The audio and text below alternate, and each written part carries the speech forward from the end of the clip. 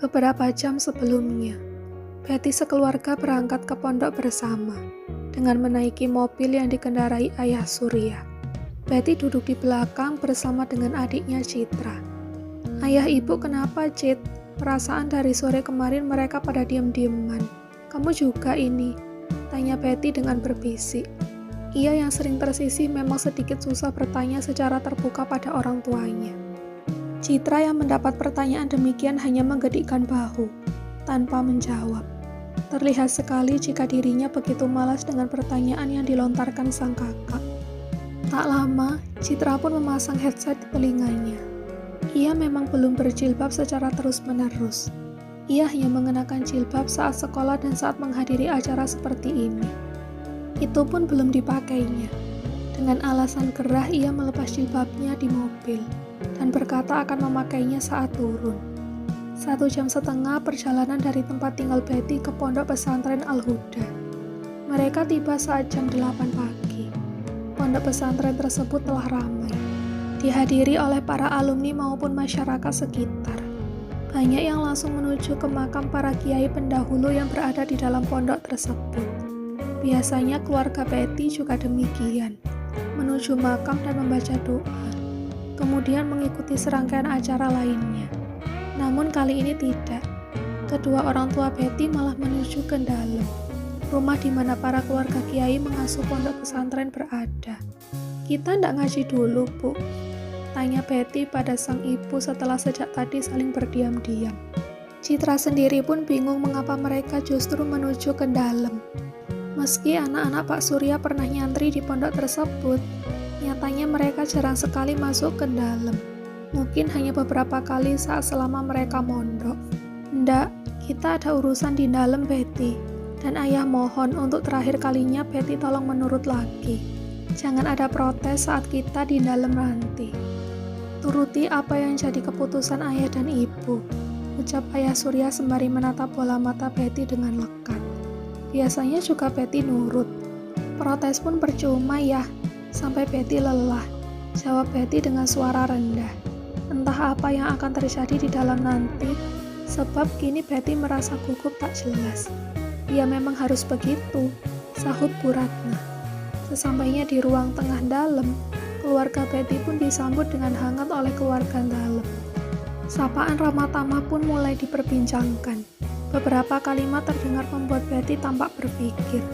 Ia seperti tidak nyambung dengan obrolan yang dibahas oleh Pak Yai dan Bu Yai, dengan para orang tua santri yang hadir di ruang tengah itu.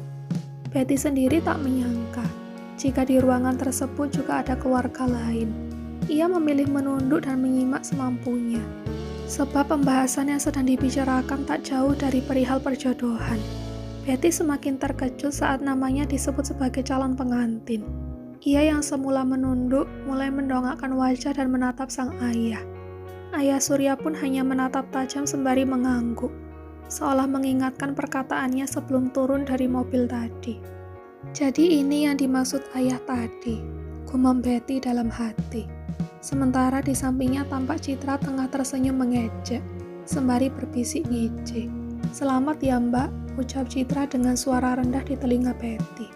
"Cie nikah sama orang dalam nih, tapi sayang kerjanya cuma supir, hehehe," Ibu Citra menambahkan masih dengan berbisik. Setelahnya pikiran Betty sibuk dengan banyak hal. Ia tak menyangka keinginannya menghadiri haul untuk bertemu dengan teman lamanya harus menjadi hari di mana ia akan dinikahkan. Dengan siapa ia pun tak tahu. Ia sendiri tak terlalu mempermasalahkan mengenai pekerjaan suaminya. Hanya saja hal yang mendadak begini membuat dirinya sulit untuk menerima. Hingga kedua keluarga tampak saling menyetujui. Lalu tak lama kemudian seorang pemuda dengan pakaian gamis dan surban di kepalanya datang dari dalam. Betty tak sempat melihat wajahnya. Ia hanya menunduk dalam diam dan bingung. Bahkan rasa ingin tahunya tak sebesar biasanya. Dirinya dilingkup rasa kecewa yang luar biasa terhadap orang tuanya. Pikirnya bertanya-tanya, kesalahan apa yang telah dilakukan, hingga ia harus dinikahkan secara tiba-tiba. tanpa sebab begini. Berbagai perbincangan tak lagi Betty hiraukan. Ia hanya menangkap jika sang calon pengantin prianya juga tak tahu menahu mengenai hal ini. Besar harapan Betty jika pria tersebut akan menolak pernikahan ini. Namun bukannya penolakan yang ia dengar, justru sebuah kalimat akad yang tak lama kemudian diucapkan oleh pria tersebut. Qabiltu nikaha wa taswijaha bil mahril mazkur, ucap Kang Alfa dalam satu tarikan nafas, diiringi jawaban sah dari para saksi dan beberapa orang yang turut menyaksikan acara tersebut. Membuat yang lain seketika bernafas lega sembari menyunggingkan senyum tipis. Terutama Walid, selalu tokoh utama dalam kejadian ijab kabul hari ini. Kang Alfa silahkan dijemput istrinya. Jangan lupa didoakan juga. Itu Mbak Betty sepertinya tengah begitu terharu di samping ibunya, ucap salah seorang ustadz yang juga menjadi saksi terjadinya pernikahan tersebut. Mendengar nama yang disebutkan, Kang Alfa mendongak. Nama pengantinnya bukan Mbak Alifah Walid, tanya Kang Alfa berhati-hati. Wah, sampean kurang fokus, Kang. Sejak tadi Walid menyebutkan nama Mbak Betty loh. Ayo silakan dijemput, saut ustadz yang tadi. Sementara Walid memandang datar ke arah Kang Alfa.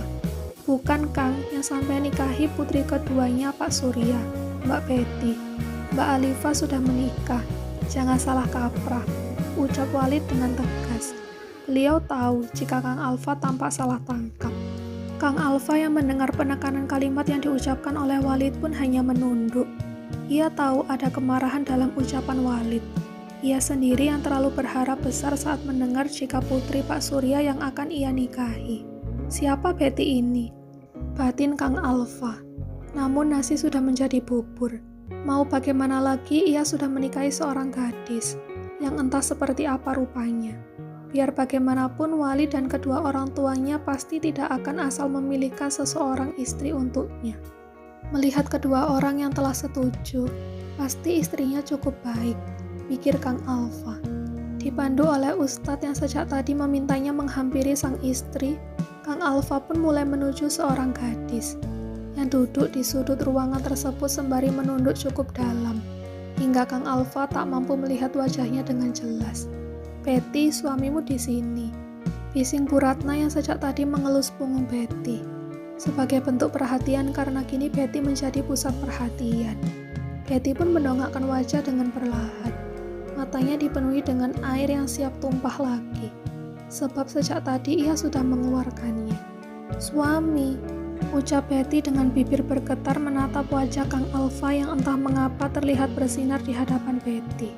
Bahkan Citra yang berada di samping Betty pun cukup terkesima menatap Kang Alfa. Ia tak menyangka suami kakaknya yang hanya seorang supir itu nyatanya setampan lelaki di hadapannya kini. Betty, gumam Kang Alfa sembari mencoba mengingat wajah gadis di hadapannya. Seperti tak asing, seperti pernah bertemu, tapi tampaknya Kang Alfa lupa.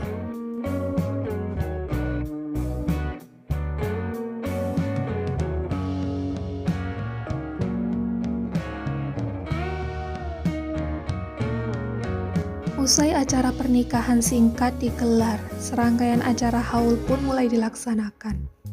Hanya saja Betty yang masih syok diminta untuk beristirahat di kamar tamu dalam, bersama dengan Kang Alfa. Kang Alfa yang tadinya ngantuk berat kini matanya tak bisa dipejamkan. Sedangkan Betty yang tak tahu harus ngapain hanya diam saja di pinggiran ranjang. Keduanya saling diam hingga hampir 1 jam lamanya. Kenapa tadi nak nolak, Kang? Tanya Betty memberanikan diri. Kamu gak suka saya jadi suami kamu? Tanya Kang Alfa sembari menoleh. Betty yang tadinya menatap perlahan menunduk. Kini belum saling kenal, rasa suka dan gak suka gak bisa diputuskan begitu saja, jawab Betty. Lalu kenapa kamu kesini dan minta untuk dinikahi? Tanya Kang Alfa kemudian. Aku gak minta dinikahkan, Kang, jawab Betty dengan menunduk. Matanya mulai mengembun. Aku bahkan masih tak percaya jika sekarang jadi seorang istri, jawab Betty mulai terisak. Kang Alfa hanya menatapnya dengan datar. Sedikit rasa simpati yang muncul sengaja ia tahan. Masih begitu canggung rasanya hendak menyentuh gadis yang kini berstatus istrinya itu.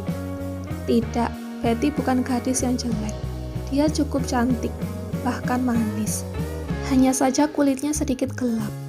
Betty kembali menangis sebentar hingga ia selesaikan sendiri tangisannya.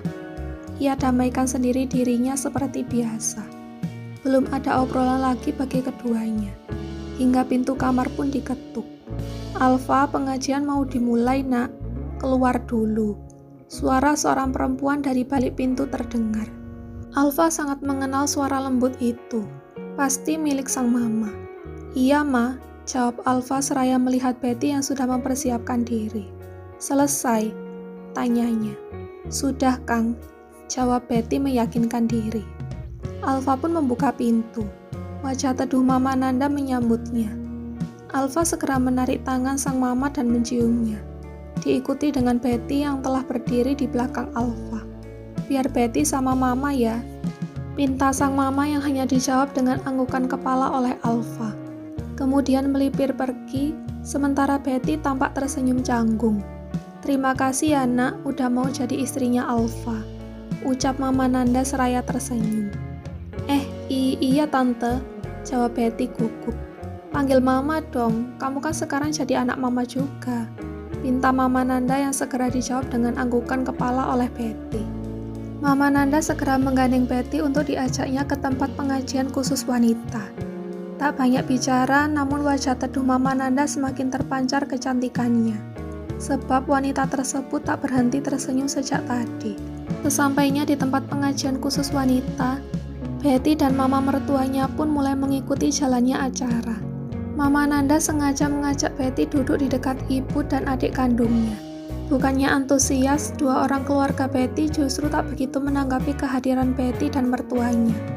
Hal itu tak luput dari pengamatan Mama Nanda. Namun mertua Betty itu memilih untuk diam. Usai pengajian selesai digelar, ada jeda untuk acara berikutnya. Saat itulah seorang perempuan cantik menghampiri mereka. Dengan antusias perempuan tersebut menyapa Bu Ratna dan kedua anaknya. "Ibu nyampe sini jam berapa? Kok nggak ngabari kalau datang lebih awal?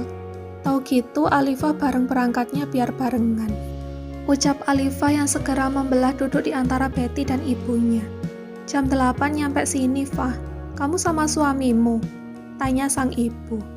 "Iya, Bu, sama Alvin juga dibawanya," jawab Alifah menyebut nama sang anak. "Kenapa nggak dibawa ke sini, Nak?" "Aku pingin ketemu sama ponakanku itu," sahut Betty yang memang menyukai anak kecil. "Ribet, Bet, nanti aku yang capek." "Kamu nggak tahu sih gimana ribetnya ngurus anak," jawab Alifah ketus. "Bentar lagi juga tahu rasanya ya, Nak.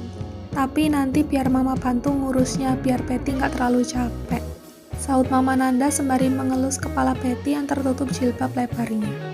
"Tapi kan Betty masih kuliah, Ma. Kayaknya nggak bisa bentar lagi deh," jawab Betty dengan spontan. Ia merasa nyaman dengan elusan di kepalanya. Membuat Betty tak canggung lagi menjawab sang mama mertua. "Oh iya, Mama lupa," jawab Mama Nanda seraya tersenyum senang. Sementara Alifah tampak begitu heran dengan interaksi antara Betty dan seorang wanita asing di sampingnya. "Dia siapa, Ma? Kenapa ngomong gitu sama Betty?" tanya Alifah pada sang ibu. "Oh, Bu Nanda, ibu mertuanya Betty," jawab Bu Ratna. "Oh ya Bu, kenalkan ini anak pertama saya, mbaknya Betty. Namanya Alifah," ucap Bu Ratna memperkenalkan Betty. Alifah yang terkejut pun kemudian menyalami Mama Nanda. "Kamu kapan nikah, Bet? Kok nggak kabar-kabar? Nikah sama siapa juga mbaknya nggak dikasih tahu.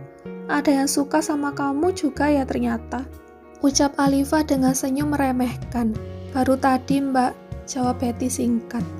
"Iya, Mbak, nikah sama Kangkang sini, supir Pak Yai," sahut Citra dengan senyum mengejek. "Supirnya Walid." "Siapa?" tanya Alifah lagi. "Siapa sih namanya? Alfa atau siapa tadi?" jawab Citra. "Alfa," gumam Alifah. "Oh, Kang Alfa yang putih dan tinggi itu," ucap Alifah seraya membelalakkan mata antusias. "Iya Mbak, ganteng sih, tapi sayang cuma supir." Kali ini Citra lagi yang menjawab. Hahaha, tawa Alifah pun pecah, membuat beberapa santri jadi memperhatikan. "Hus, jangan berisik, Fa, malu," tegur Bu Ratna setelah melihat wajah kurang mengenakan dari Mama Nanda. Betty tak begitu menghiraukan keluarganya. Ia lebih memilih mengelus tangan sang mama mertua. agar emosinya tak meluap. Kang Alfa itu udah pernah melamar 3 gadis dan selalu ditolak. Terakhir tahun lalu bukannya ditolak saja melainkan diolok-olok juga. Ujar Alifa tak bisa menutupi rasa terkejutnya. Sabar ya, Bet, ucap Alifa seraya tersenyum pada Betty. Kenapa harus sabar? Gak ada yang salah dari seorang laki-laki yang pernah gagal ketika hendak menjalin hubungan. Aku yakin Kang Alfa orang yang baik. Jawab Alfa tak terima dengan ucapan sang kakak yang seolah suaminya adalah beban baginya. Sehingga ia harus bersabar. Setelah menjawab perkataan sang kakak, Betty pun mengajak mertuanya berlalu. Anak saya memang pernah mencoba meminang gadis dan tidak diterima. Tapi bukan berarti itu bisa kamu jadikan bahan olokan.